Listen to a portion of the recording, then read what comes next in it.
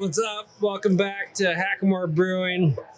I am here with Nick Dreher.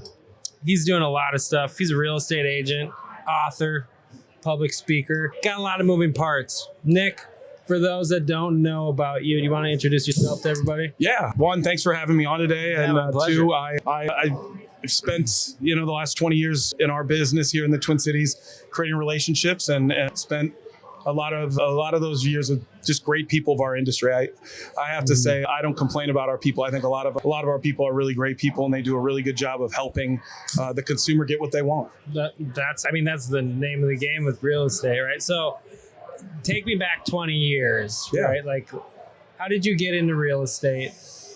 And then once you answer that question, tell me, like, what do you wish you knew at that point that you now know after 20 years? That's a great question. So I got into it by chance, I think, like most people.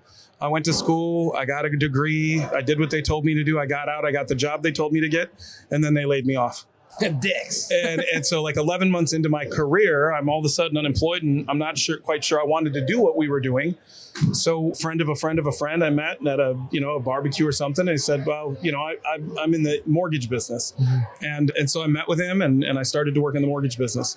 That wasn't my forte, not anything other than I don't like being behind a desk for too long. And so I pivoted to a real estate career.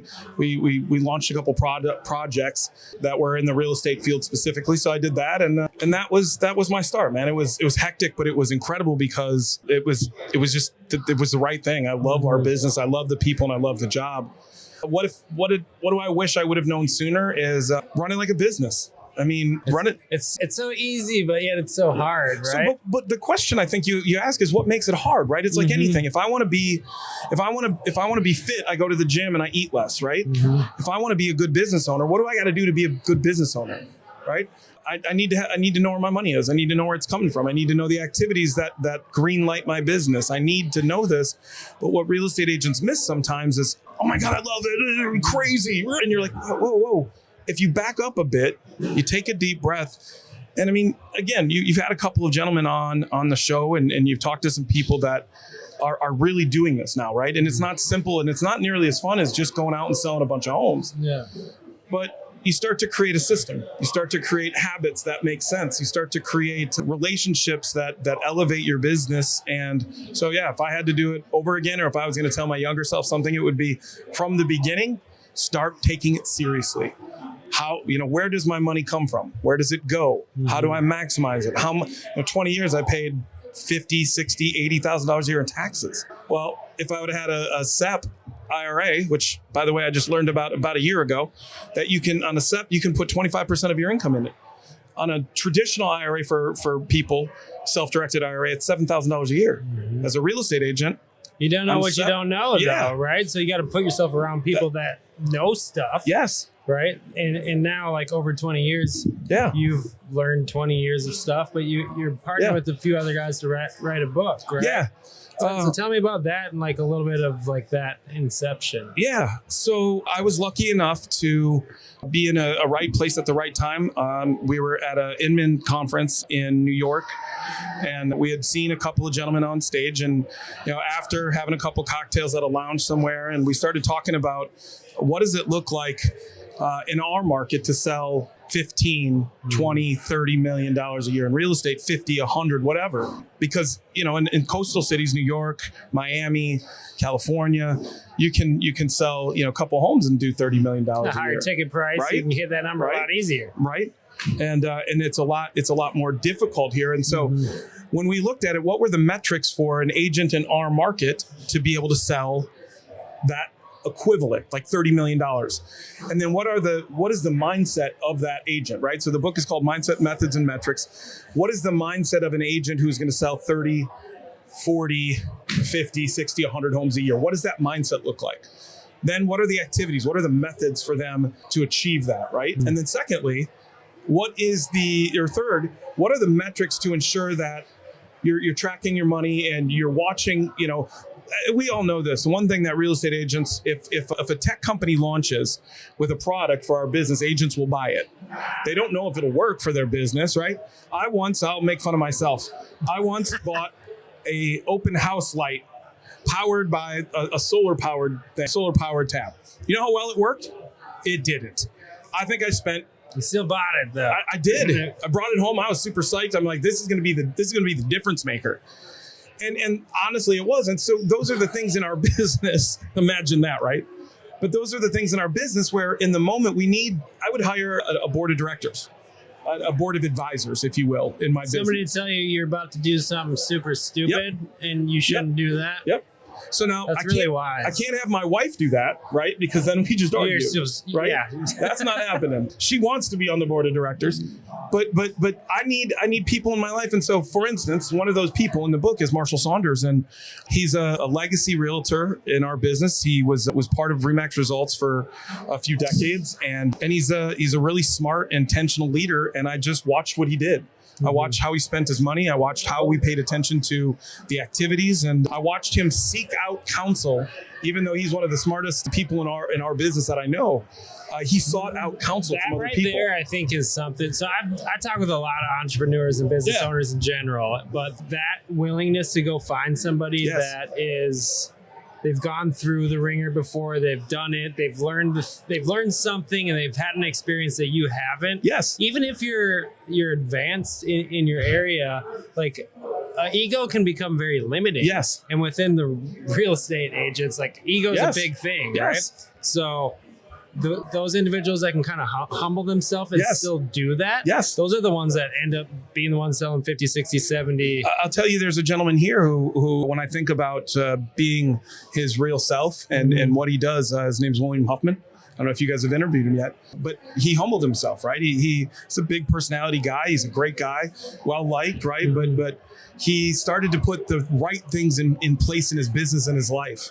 And that humbling makes it go, well, wait a minute. One, it's not all about me, right? Two, I'm not the smartest guy in the room. And three, I've sold $100 million in real estate or whatever it is. I've made X, but what now, right? What is that next thing, or what, are you teaching agents to leverage and diversify into their business, right? Are you teaching them to, or is it most agents just get to a place and they go, okay, I'm really cool and people like me and I, just mail it in. Yeah. And they make decent money, but then they're 65 years old, still selling $6-8 million a year. And that's great.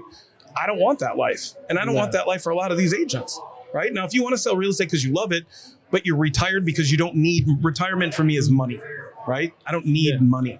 For sure. I'll make that, right? Like when I get to that point, I want to be able to say, I don't want to do that today.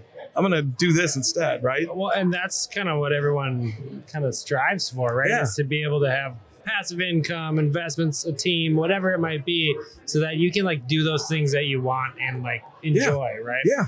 So how long has your book been out? 7 years. Okay. How do people buy that? So they can buy it on Amazon.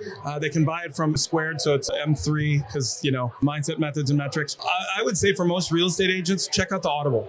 Right? The Audible, you can listen in the car. We know you're not going to read anything. Just check the Audible out. I mean, here's the thing. I know how we work, and I'll give you this. If you're going to read something, I got a better book to read. I'll be honest. Untethered Soul, right? Expand your mind. Like real estate, listen to it. Let the osmosis take over and let it marinate so you understand what you want. So how important is the mindset to the success of an agent? Think about this. Think about the people you've met that have been the most compelling in real estate. And think about where their mindset was, or at least where it appears to be, right? Because sometimes you got to fake it till you make it. Sometimes I'm having a bad day and I'm just going to pretend I'm having a good day. Yep. But I think that mindset is wake up in the morning, right? And start in the morning, right? What is the truest entrepreneurial mindset is you're waking up in the morning and you're on fire. How do I tame my fire, right? Yeah. So I start my morning with intentions, right? What is my intention? What is my intention with my faith, my family, my fitness, my finance, my friends, and my work? What does that look like today, right? Mm-hmm. Now, if I have an intention for all of those every single day, I'm not failing in most of those areas of my life anymore because I'm thinking about them every single day. When I go first thing in the morning, right? First thing. You set the tone. Yeah. I go and grab the water with the lemon in it because they say it'll help me lose weight. And I would rather do that than jump on a treadmill. Shout out to lemons. Right? Shout out to lemons. Yeah, I got you. But the mindset is what are you focusing on, right? What are you, and so what I'll ask you this. What is the only thing that can prevent you from not being successful? Myself. Yeah. And the voice in your head that says you can't do it. Nobody likes you. I don't have that voice. Right?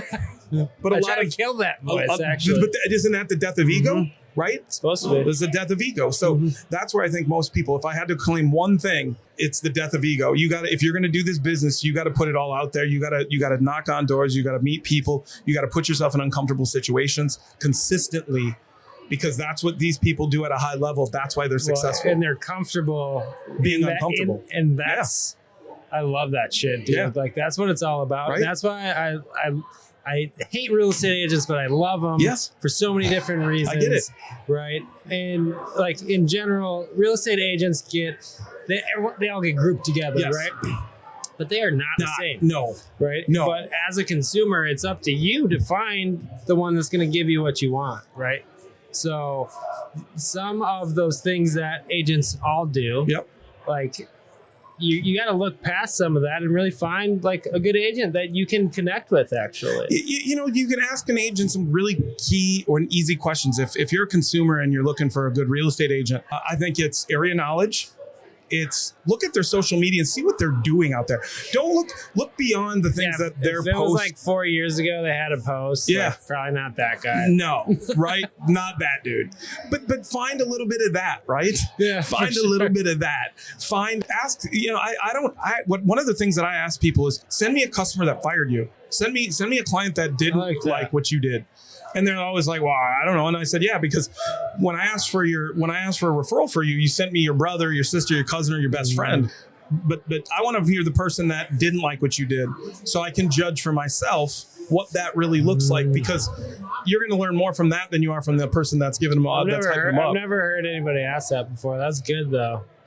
So I know we've kind of hit our time here. Thanks for coming on. Like, if there's one thing you want everybody to know about you and what you're trying to accomplish, like, what is that? This is exactly what I'm trying to do. And this goes for entrepreneurs in our business and business owners. I spent 10 of the years in business waking up feeling like I had an elephant on my chest. Why? Because my mindset wasn't right. And I was in this real estate roller coaster. Business, good business, but bad business. And I would just get overwhelmed and I would lay next to my wife. And so I call it the 3 a.m. boogie monster. I want to help entrepreneurs that are laying next to their spouse or a partner to not have the boogie monster that reaches up at 3 o'clock in the morning.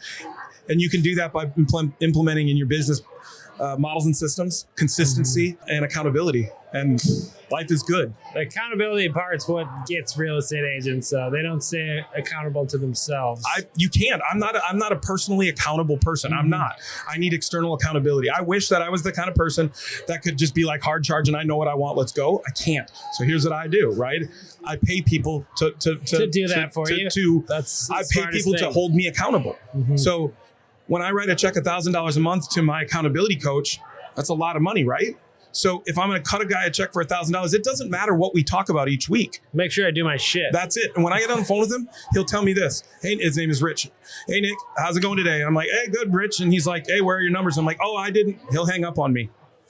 Why? Because I need to be punched in the face once in a while to remind myself that my job is to be on the phone. My job is to be calling people, meeting people, engaging people. And if I'm not doing that, then I'm never going to hit my number. You're not moving the needle, right? No. So that's my suggestion. That's good advice. So what's the best way for people to get in contact with you, reach out to you? Facebook, Nick Dreher, Instagram, Nicholas Dreher, or that's the easiest on socials. Sure. And most people find me. I mean, I'm always helping agents. I'm always looking. I mastermind. I do a lot of agent outreach, and not for the recruiting, for the general benefit of that person not having a 3 a.m. boogie monster. Yeah, that's awesome, dude. I love that. So thanks again for coming on. Awesome, man. I really appreciate it. Thank you so much. Yeah, thank you. Awesome, guys. Thanks again for joining us on Homegrown Hustle. Our local business community thrives because of the brilliant leaders right here in our backyard. And it's been an absolute privilege to provide them with a platform to share their invaluable expertise. Stay tuned for more insight, wisdom, and inspiration from our local business champions. Don't forget to subscribe, rate, and review us on your favorite podcast platform. Together, we'll continue to nurture and expand our homegrown success stories. Matt Eichmann signing off until our next insightful episode. you.